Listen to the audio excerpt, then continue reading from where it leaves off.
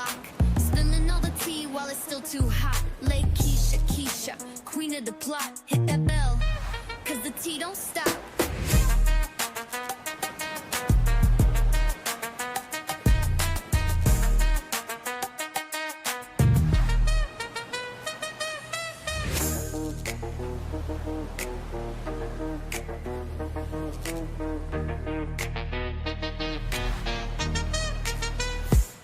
She don't miss nothing, got the scoop on lock, spilling all the tea while it's still too hot. Lakeysha Keysha, queen of the plot. Hit that bell, cause the tea don't stop.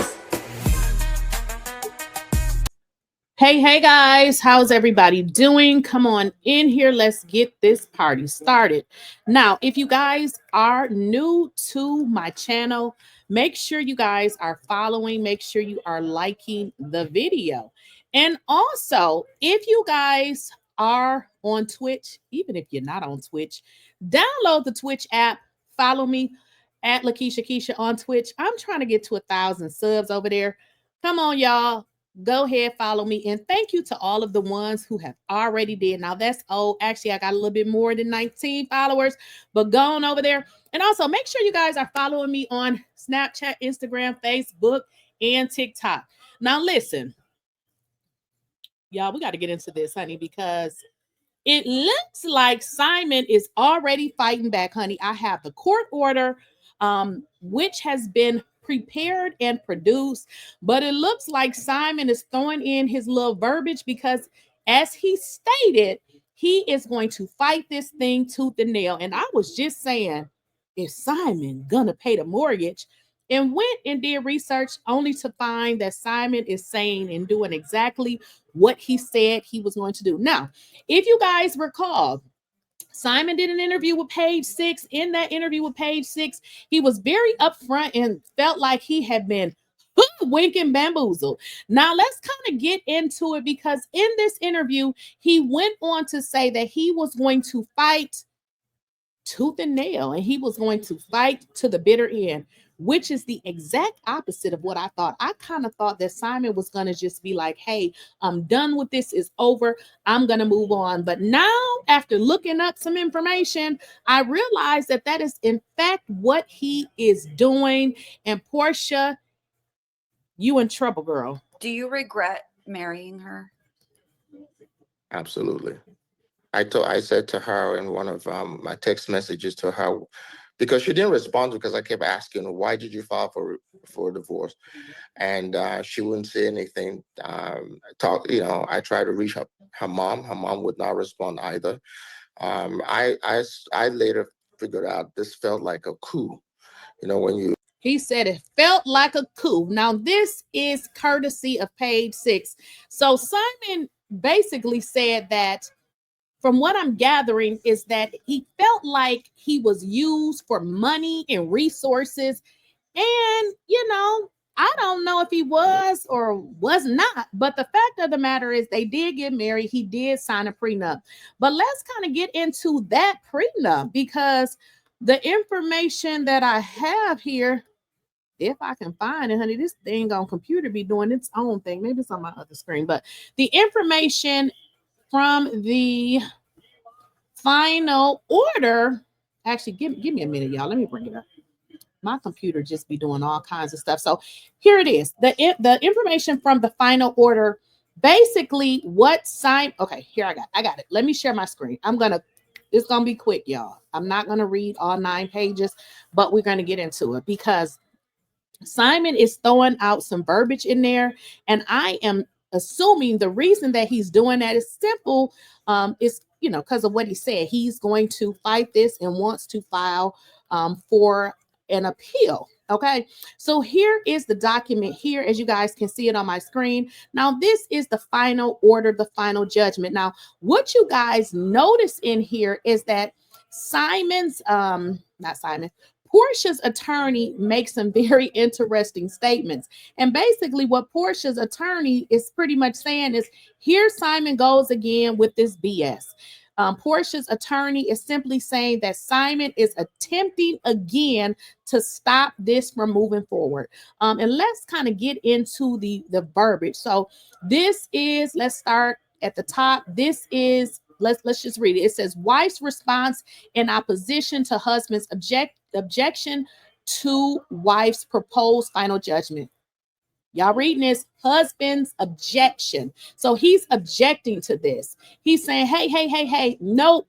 So it says husband objection to wife's proposed final judgment and decree of divorce and order a motion to enforce prenuptial agreement and brief in support thereof. Now, I don't know the legal terminology behind why would you pretty much reject and object and to the final order. What exactly does that mean? As we watch Simon, and interestingly, on this particular, interview that he did with Page Six, what he said is he's going to continue to fight this thing, right? He's going to continue to fight this thing. And the first thing I thought, I said, well, maybe he's doing this objection because he wants to reserve his right to appeal. I don't know. I'm not an attorney, but that was the first thing that came to my mind, because if you think about it, if he accepts the final order, I mean, what does he say in the appeal? Oh, I accepted it, but I don't agree with it. So he seems like he's reserving his right to actually be able to appeal this thing. But if you guys recall in this interview, Simon really made it seem like Porsha really kidnapped him. Well, we know she didn't kidnap him, but he was like saying like, let's get into it. When I don't know if you're familiar with, I'm from, I say it because I'm from Nigeria, and we were ruled at one point by the military. And so every so often when you want to change leadership, the president, you stage a coup. Yeah. That's how I felt. I was totally blindsided. I was no member of her family, whether on the mother's side, on the father's side, reached out to me. So basically, nobody reached out to him. He felt as if this was a setup, is what I got. So he did not feel like anything that happened with regards to this was genuine at all. So maybe, that is his reason. If you listen to this interview between Simon and the lady on Page 6, it just makes it seem like something was really off in the marriage. So let's get back into the final order. As I had stated to you all, he objected it. And I was like, what the hell do that mean? How do you object the order? The order is the order. So let's get into some verbiage. So it says introduction. The issues raised in the respondent. Keep in mind, the respondent is always Simon. The respondent is the person who did not file, right? The petitioner would be Porsha. The issues raised in the respondents, Simon, I don't know how to say this man's middle name, but Guobadia, aka Guobadia. Okay. So it says his objection to wife's proposed final judgment and degree of divorce. Order on motion to enforce prenuptial agreement. Husband's objection are not grounds in any legitimate legal basis, but rather constitute yet another effort to delay proceedings and evade accountability for his continued pattern of bad faith litigation. The parties appeared before this court on June 11th, 2025. Okay. For a hearing on wife's emergency motion to enforce the prenuptial agreement, followed by a final hearing for divorce. Remember, it was all about Porsha's motion. She want her money. She want to stay in the house. But afterwards, guys, remember, they did the final divorce. So this is what this document says, okay? Now, it says to enforce the prenuptial agreement, followed by a final hearing for divorce. The court correctly granted both the emergency motion and the divorce, issuing oral findings, rulings, and directives accordingly in compliance with the court's ruling. Wife submitted the proposed final judgment and degree of divorce and order on motion to enforce the prenuptial agreement to husband. Now, keep in mind, this took place on what? June 11th. Get this. On June 19th, 2025, and to the court on June 20th, 2025. Okay. The proposed order faithfully tracks the court's oral pronouncements and reflects its factual and legal determination based on the evidence presented at trial. And if you guys want to watch those, I have all of those on my YouTube page. Okay. Husband now seeks to obstruct, deny, no. This is saying that the husband now seeks to obstruct the finalization of this matter by filing meritless objections that mischaracterize the record and attempt to relitigate issues the court has already resolved. Notably, more than 5 days after receiving the proposed order. So after Simon received the proposed order, they said husband failed to submit a single substantive, revision or red line. Again, this is crazy. Demonstrating his refusal to participate in this process in good faith. His generalized objection obstruct any meaningful engagement, serves only to delay entry of the final judgment and impose further burden on the court, the wife, and the judicial economy. Did y'all hear that? This is what Porsha's attorney is saying. Now, I'm not going to read this all today, but y'all get it. Maybe we can go over this another day. But what it is simply saying is that Simon is holding up the process because he is attempting to not do it. I mean, he don't want to do this. This is what they're saying. So let's kind of get into what Simon said. Because if y'all remember in this interview, Simon said, listen, I'm going to use the legal system to my advantage. And the only person I actually reached out to was her mom, and she didn't respond. And so I essentially sent her a text message. I said this was a $5 million rehab project that I took on. A $5 million rehab project that he took on. I know y'all can read through the lines, right? He calling Porsha a rehab project that he took on. Did y'all hear that?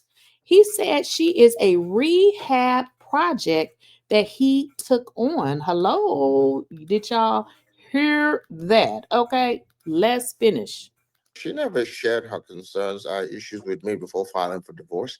If you're married, I've been married quite a bit. I think I understand a little bit about the dynamics of, I should understand a little bit about the dynamics of a relationship. You discuss issues and say, hey. Simon said Porsha never discussed any issues with regards to the divorce, which is, I mean, pretty simple. If you're going through issues in your marriage, I mean, you can even be in a relationship. If you decide to divorce your husband, you divorce your wife, or you're leaving your man, or you're the man leaving the woman, you're like, listen here, if you don't get it together, I'm gone. Okay, that's generally how it goes. So what he's saying is, damn, I've been married a few times. Okay, I know how this goes. There were no issues that we were discussing, which would have meant that if I didn't get my shit together, she was out of there. So he's like, no. It didn't happen like that. Hey, if this does not change or something does not happen, this is what might come of it. Mm-hmm. We never had those discussions, and I'm happy to share with you text messages. He said they never had those discussions, which left him feeling kind of like, hey, did this even love me? I mean, was this all a $5 million rehab project? Is where I was essentially blindsided. Taken advantage of. Well, at least this is how he feels. By the divorce fight. I was actually going to ask you if this was something that you saw coming, if conversations had been had prior. What do you? No conversations had been had. I mean, I don't know. How does that work? How does that even work? You file for divorce, there was no conversation had, and then you don't want to talk to me. But then at some point, I'm sorry, she did try to talk to him, but I think at that point, he was done with the marriage. So Simon has essentially said, this was not supposed to go down that way. And in return, he ain't trying to pay a damn thing. So what do you think or what do you think Portia's reason was to file for divorce? I think I was targeted. Targeted. I think I was targeted. Do y'all think this is the reason why he is not willing to pay any of this money? Because y'all got to I mean, let's think about it. He did sign the prenup, but what happened, to the point where he like, I ain't paying shit. In what way? I was targeted from day one for financial reasons. When I filed for divorce from my previous, ex-wife. And y'all pretty much heard the story. So essentially, Simon said he was targeted. He feels like he was targeted. And maybe that is the reason why he just ain't with none of this. Based on this court order, he is, objecting to everything. He is essentially going to file more motions. And Portia's attorney is saying that Simon is holding up this entire process and utilizing the court to do so. So y'all can kind of read through the lines. When I say denied, rejected, it's real simple. He is not paying a damn thing because, I mean, if he was going to pay it, then he would just pay it and go on by his business. So essentially what has happened in this case, Simon is raising more motions. He's objecting, which is not allowing the process to move forward. Now, one might think, well, why is he going to do that? Like, why won't he just file for an appeal? I'm not saying that he hasn't filed for an appeal, but what I'm saying is if you search the case, this is what the final order is saying. So it looks like Simon is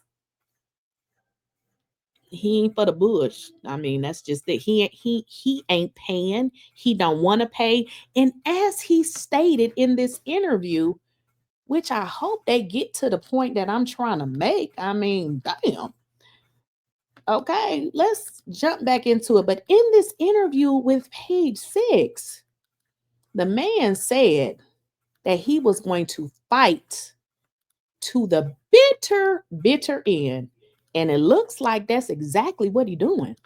She was in my DM praying for me. And I think I was in a vulnerable position at that time. And I entertained it. And so it just kind of snowballed from there. Getting engaged in 30 days, I mean, who does that? Yeah, who the hell does that? I know he feel real crazy right about now because you were married to a whole nother woman and there was another one in your DM that knew you was married to the other woman. Yeah, that wasn't about shit, Simon. I could have told you that. I was out of my goddamn mind. It was the booty. It's okay. It's the booty. Most men fall crazy and they'll lose it all for the booty. It's just like that. I don't know why y'all like that. To have done that. And of course, I'm paying dearly for it. Wow. That brings me to my next topic. There was some reports stating that the judge overseeing your divorce case has upheld. The judge upheld the prenup. Simon, what are you going to do? The prenup that you guys signed before entering marriage. Are you able to share a little bit about what those terms are or look like? That you receive $40,000 a month in alimony for the length of the marriage, which was 14 months.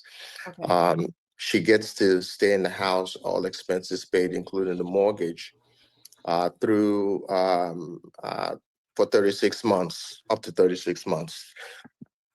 And if she chooses to own the home, she would have to refinance the property in her name. And that's part of the problem. I mean, we already talked about that. You just can't get a mortgage of that magnitude without having some solid credit. I'm not saying good credit. I'm saying solid. See, it's a difference in good credit and solid credit, okay credit. Yeah, you can't have okay credit. You can't have good credit. You got to have the top of the top, because think about it, y'all. People with, that's buying those type of homes, they either got one of the two or all. They either got a whole bunch of money, because here's the deal, y'all should understand this. If you got a whole bunch of money, you actually can have messed up credit, because you just put more money down. But you cannot have messed up credit and no money. Okay. You will come out better just having more money and maybe messed up credit, but you're not going to be able to have messed up credit and little money, or okay credit and no money, or okay credit and a little money. It don't work like that. And take a 50% equity. She would have to give me 50% equity in the home. Wow. What is your reaction to that ruling and that decision? It's basically what I've held from day one about this case. When I realized that I was targeted, I've had prenups in previous relationship, and I've honored those prenups without reservation. Now, isn't that crazy that he said that? Because he said, listen, I've had prenups previously and I've honored those prenups. And this is what I was trying to get y'all to understand. This is not a situation where he didn't sign it. He sat down, he signed it. The attorneys looked at it. It's not like it's a surprise. He agreed to pay her this. What he's saying is, listen, I've had prenups before and I followed them. He don't want to follow this one. So what essentially he's saying is he feel like he was targeted. He feel like basically that he was targeted for financial gain. And I'm guessing that's why he don't want to pay shit. This time around, I chosen to challenge in court all the way to the Supreme Court if I have to. There you go.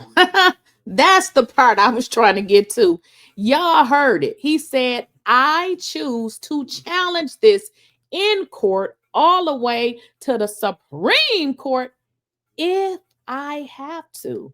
So that's the answer. This is why he is challenging the judge's final order, because his objection is, I'm not paying nothing to this chick. She basically sought me out for monetary reasons, and because of it, I ain't paying shit. And I got enough money that I can run this up in the court all day until I'm tired and I don't want to do it anymore, which I don't think Porsha is in the same situation. So I just don't understand why people just won't move on. There would be no way that I would have my child in a house of a man that ain't even her father and crossing my T's hoping that everything work out. I'm just gonna move out. I'm sorry. I'm just not living in that kind of stress. I don't understand what these women be on. Y'all gotta stop selling y'all cats. I'm telling you, just get a job, work for yourself. If somebody want to give you something, accept it. But I'm not fighting for somebody else shit. Y'all gotta let me know what y'all think.